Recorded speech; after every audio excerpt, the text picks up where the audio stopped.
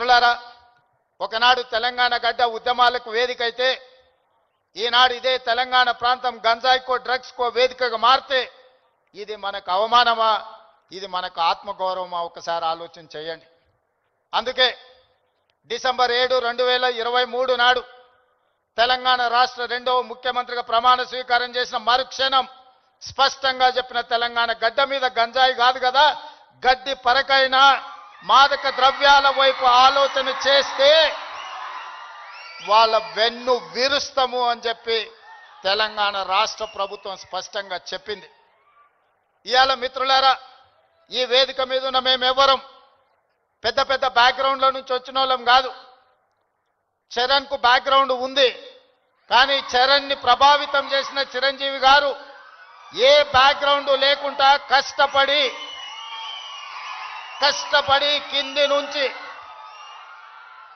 ఈరోజు దేశమే గర్వించదగ్గ ఒక్క మహానటుడుగా, ఈరోజు ఒక్క మంచి మనిషిగా గుర్తింపు పొందిండు అని అంటే దాదాపుగా 50 సంవత్సరాల నిరంతర శ్రమ, కఠోరమైన దీక్షతోని వాళ్ళు రాణించగలిగిన వాళ్ళు కఠోరమైన కష్టాలను ఎదుర్కొని, కష్టాలు వచ్చినా, ఇబ్బందులు ఎదురైనా, అవమానాలకు లోనైనా ఏ రోజు కూడా బాధతో కుంగిపోలేదు.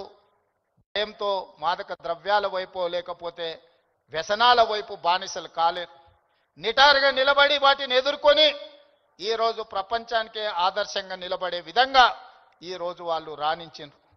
మరి ఈనాడు మనమందరం ఆలోచన చేయాలి.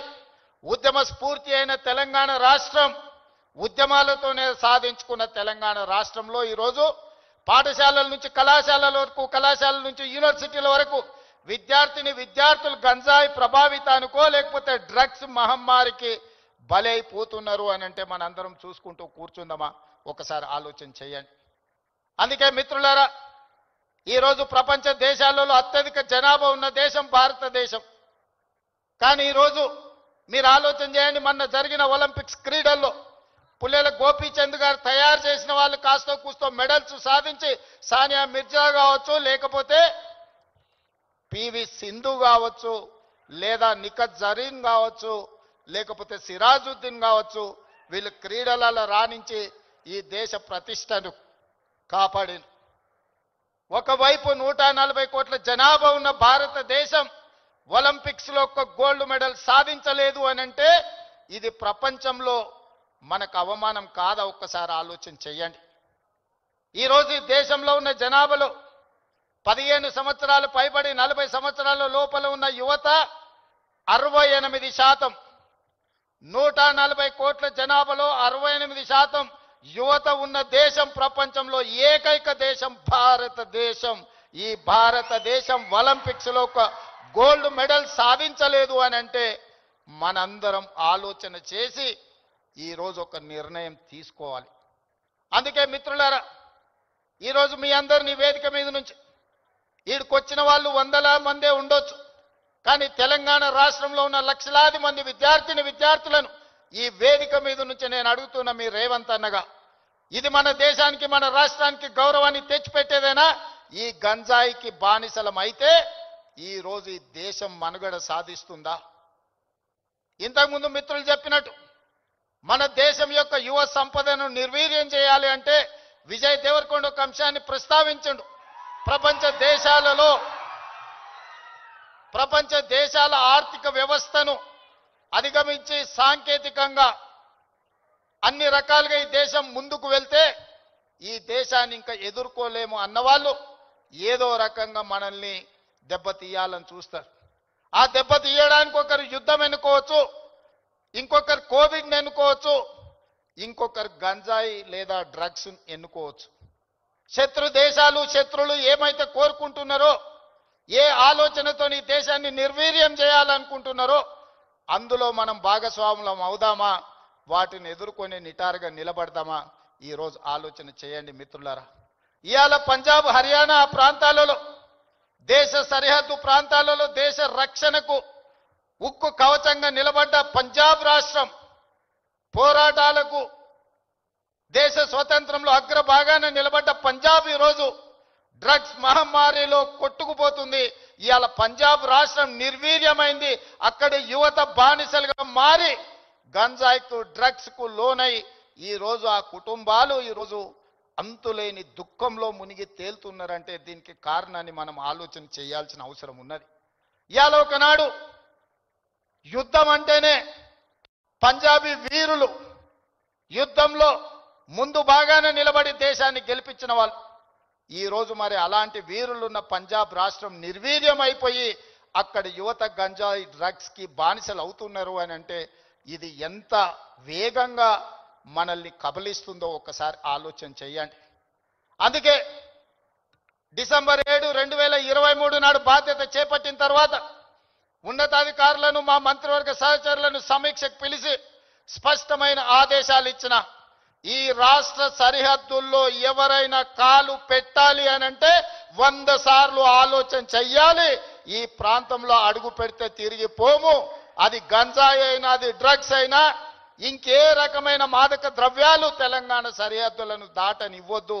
అవసరమైతే సరిహద్దులు దాటి వాళ్ళ వెన్ను విర్చాలి అని చెప్పి ఈరోజు నేను మా అధికారులకు ఆదేశాలు ఇచ్చిన.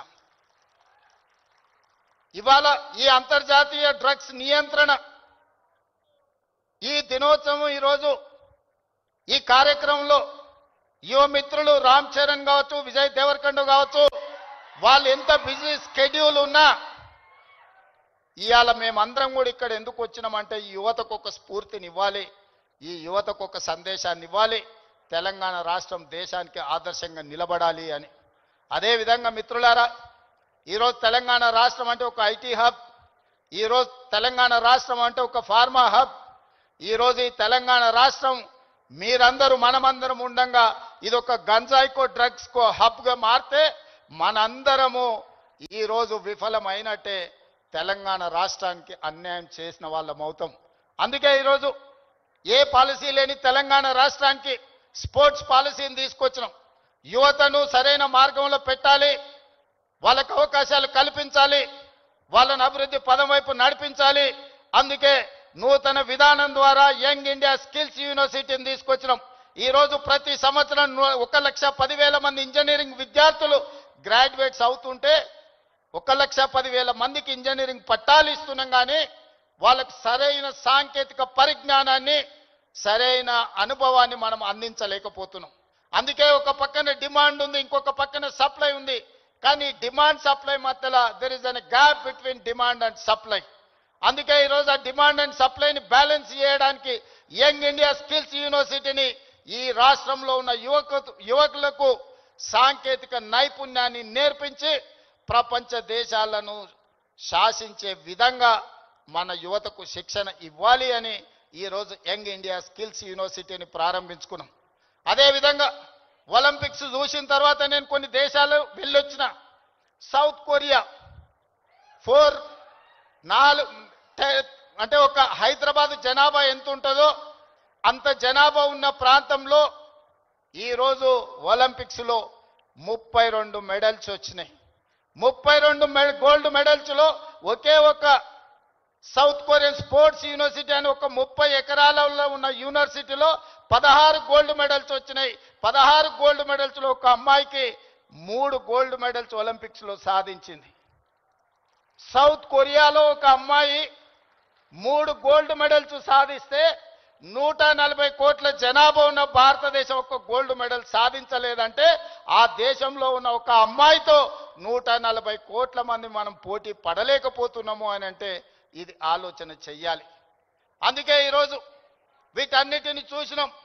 ఆస్ట్రేలియన్ యూనివర్సిటీ, సౌత్ కొరియన్ యూనివర్సిటీలతోని ఒప్పందాలు చేసి అక్కడి నుంచి కోచ్లను, అక్కడి నుంచి నిపుణులను రప్పించి తెలంగాణను ఒక స్పోర్ట్స్ హబ్గా తీర్చిదిద్దాలి అని యంగ్ ఇండియా స్పోర్ట్స్ యూనివర్సిటీని ఈ మధ్యనే మనం పాలసీని అడాప్ట్ చేసుకున్నాం. రాబోయే రోజుల్లో తెలంగాణ రాష్ట్రం అంటే ప్రపంచ దేశాలు క్రీడల శిక్షణ ఇవ్వడానికి హైదరాబాదు నగరానికి వెళ్ళాలి అనే విధంగా దీని అభివృద్ధి పదం వైపు నడిపించాలని ఈరోజు స్పోర్ట్స్ పాలసీని తీసుకొచ్చినాం.